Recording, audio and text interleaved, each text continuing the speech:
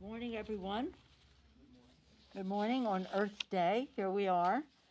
As you know, today is Earth Day. This day, Americans celebrate our glorious natural heritage and renew our pledge to care for God's creation. On this day, the President is having a virtual meeting with leaders of 40 countries to address the climate crisis. Today, the President has taken historic, transformative action by announcing the bold pledge that America will cut our carbon pollution in half by 2030. To put this in perspective, President Obama committed to a 25% pollution reduction by 2025 in the Paris Agreement. President Biden, and it is anticipated that we'll reach that goal, and now President Biden is doubling that cut in 5 more years to 2030. I think I got a lot of stuff here. In order to do that, we need the American Jobs Plan. When any of us, starting with President Biden, talk about climate, and you hear the president say this all the time, when I think about climate crisis, I think of one word: jobs. Jobs. Well, our chairs are advancing American Jobs Act, which we hope will be bipartisan. Millions of workers are in need of a good-paying job while our infrastructure is crumbling. Despite being the wealthiest country, we rank 13th globally in the quality of our infrastructure. You know the figures that the poor grades that the American Society of Civil Engineers gives us on the condition of our infrastructure. Now is the time for a once-in-the-century investment to create millions of good-paying jobs, ensure Americans can compete with any country in the world, and pave the way for economic growth for years to come. I say once in a century. It's early in the century. I'm sure others will have maybe something even bigger down the road, way down the road. To build back better, today is important. As a part of the For the People agenda, we reintroduced the powerful Drug Price Reduction Act, the Elijah Cummings Lower Drug Cost Now, in honor of our dear Elijah. This is about families. You've heard me say again and again that when we're out on the campaign trail or in Zooms and the rest, this is the cost of health care, especially prescription drugs, is debilitating for families. I've seen grown men cry because they just cannot meet the obligations that they have for their families if they have someone in drastic need of drugs on an ongoing basis. So when we did the Affordable Care Act, it was essential because we could not sustain the cost of health care. It was unsustainable to individuals, to families, to small businesses, to corporate America, to the taxpayer. And one of the successes of the Affordable Care Act was to decrease the rate of increase of health care costs, which we succeeded in doing except for one thing: the cost of prescription drugs. And that's why we have been trying again and again to have legislation passed that enables the Secretary to negotiate for lower drug prices. In the beginning, when we started, it was about Medicare drug prices, but then in this legislation, it's about all drug prices.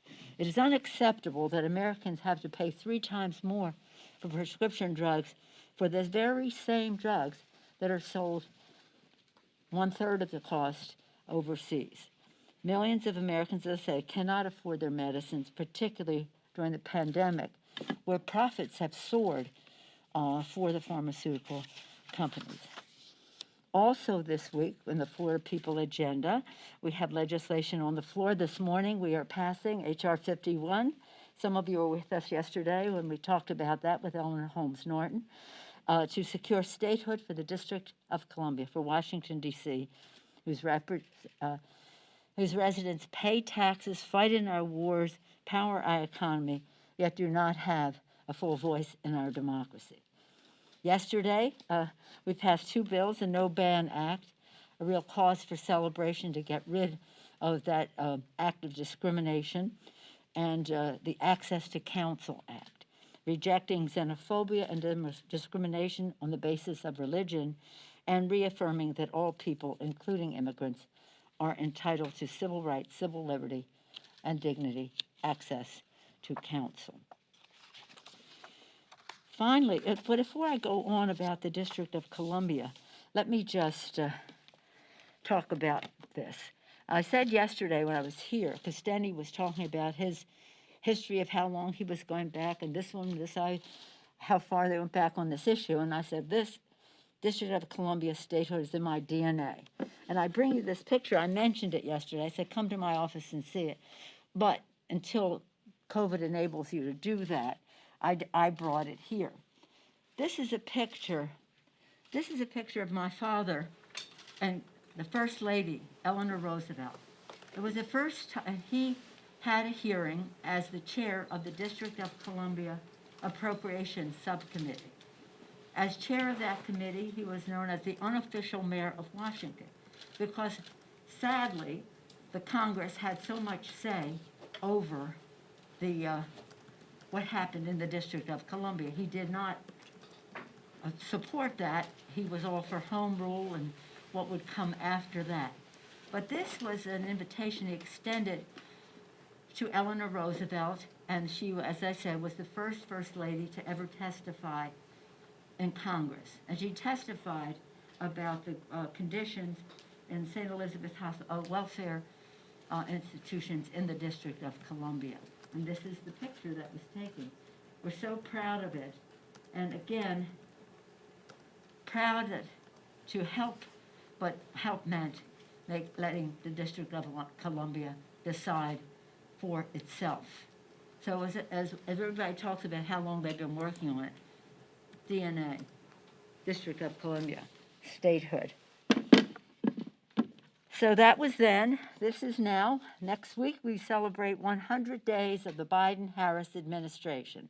At that time, with the American Rescue Plan and President Biden's actions, we have made extraordinary progress in crushing the virus and recovering from the economic crisis.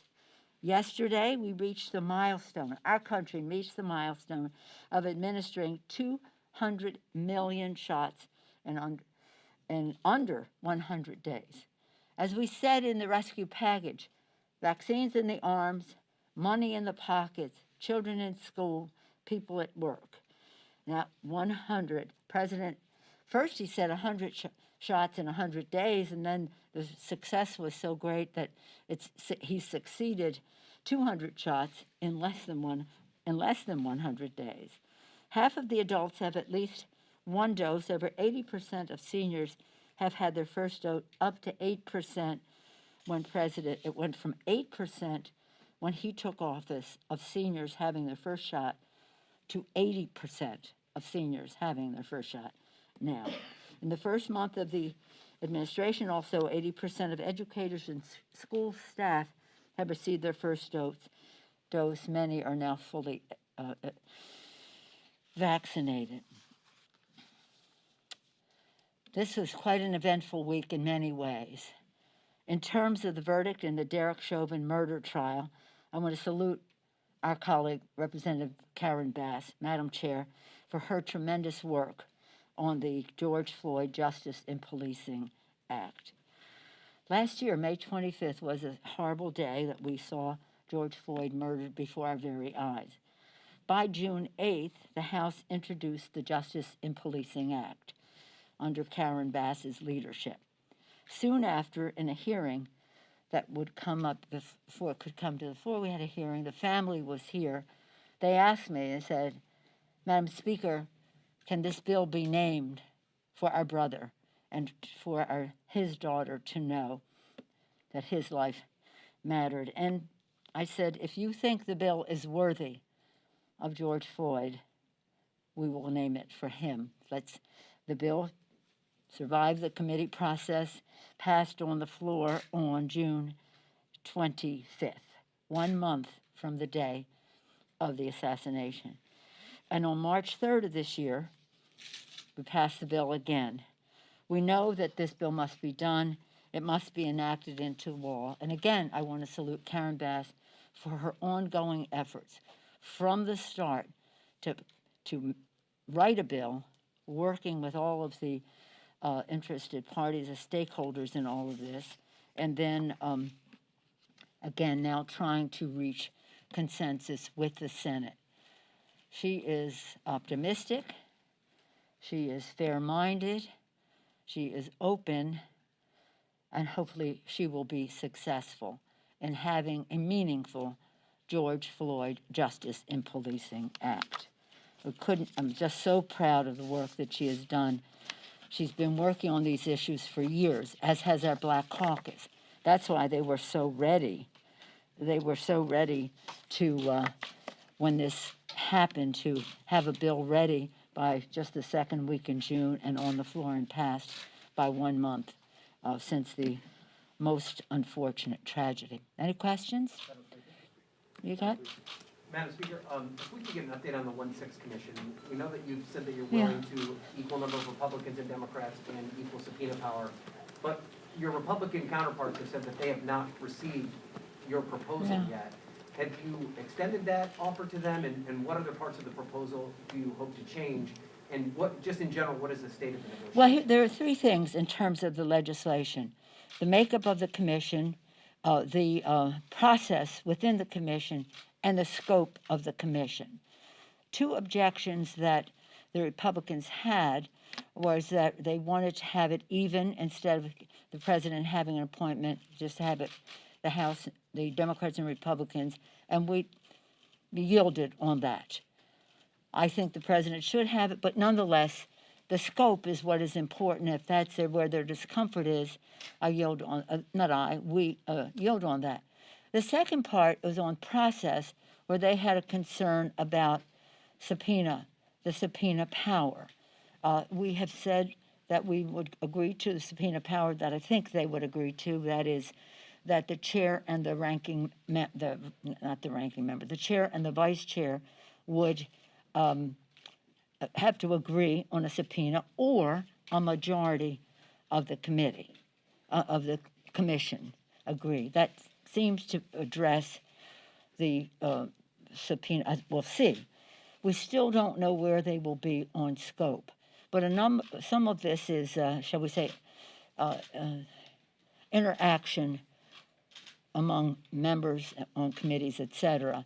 And if we can come to agreement on the first two, why would they object to the scope, which is to find the truth of what happened on January 6th, when an insurrection descended upon the Capitol, I don't need to describe it to you, but our purpose is to find the truth for that. It's not about investigating one thing or another that they may want to draw into this. But I'm optimistic. Again, there are other options which I would not want to use because I want this to be bipartisan. And again, if the price of the confidence that the public would have in this is to make it a little harder to get some things done, so be it. But we have to agree on the scope. But Republicans say they haven't heard from you yet. Have you forwarded Well, this some to them? Republicans have. Can you But tell us who? don't you worry about that. Don't you worry about that. The one step at a time in terms of, you okay with the subpoena? You okay with the? Then we will have. Now, we put out our proposal a few weeks ago. I didn't see anybody write it up at all. I mean, it was like, oh, nothing's happening. No, things were happening. It's a process. It's a process. What is your objection? How can we find common ground? Because at the end of the day, you weigh the equities. It's not about specifically, you weigh the equities. Is this a path to the truth? And that's what we'll find out, and I'm optimistic that we can. As I've said, the scope means so much that it's important to yield. And I listen to my members, too. That is to say, our chairman, Benny Thompson, of the Homeland Security Committee, he has been focused for a long time on domestic terrorism. A long time, all through the previous administration, this has been a focus of his, and or even longer in his role as chair of the Homeland Security Committee. So I take some of my lead from him and other members about what the weighing of equities will get us in seeking the truth. But I think it's very important. And you know the provenance. I had the bill in 2001. I was author of the legislation for the commission then. So we all have a great deal of experience in terms of the makeup, the process, the who, and how is that defined. The numbers, yeah, but also who are these people? The process, timetable, resources for it, but most important, the purpose, the scope. Yes, sir. Yes, good morning, thank you. What do you got? So obviously, the DC bill will face a challenge in the Senate because of the filibuster and all. You guys have passed a lot of bills here, including later today, this DC statehood bill, that are piling up in the Senate. You and many of your fellow Democrats were critical of Mitch McConnell being unable to move a bill, or being unwilling, frankly, to move bills there. But isn't the same phenomenon happening there, and therefore should they get rid of the filibuster? Well, you realize that Mitch McConnell is still the problem. It's not as if it was Mitch McConnell, now it's somebody else. No, Mitch McConnell is still the problem. And I don't get involved in any discussion on Senate rules. You know that. And I don't welcome any discussion from them on House rules.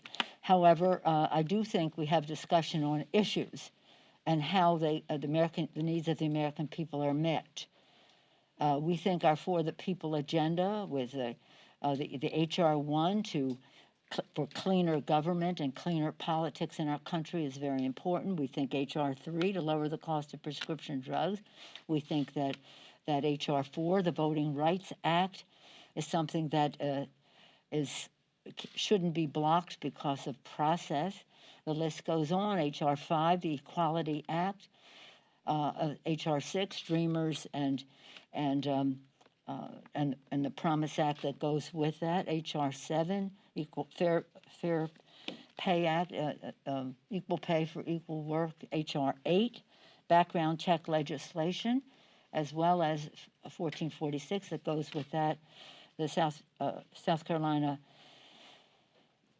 loophole, then H.R. 9, Protect the Planet Now, and of course we'll go back to H.R. 2, which was for the Moving America Forward, the jobs bill that we are hopefully working on, which we may.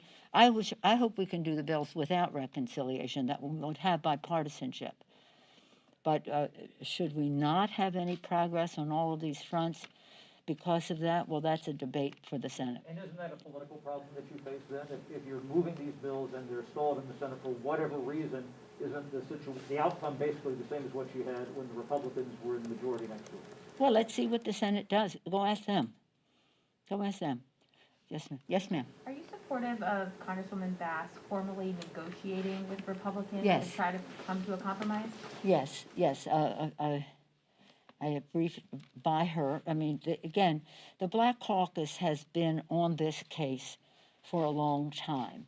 And so the provisions in the bill about chokeholds, about no-knock mandate, all of the provisions have been issues they have discussed for a long time. And they were ready.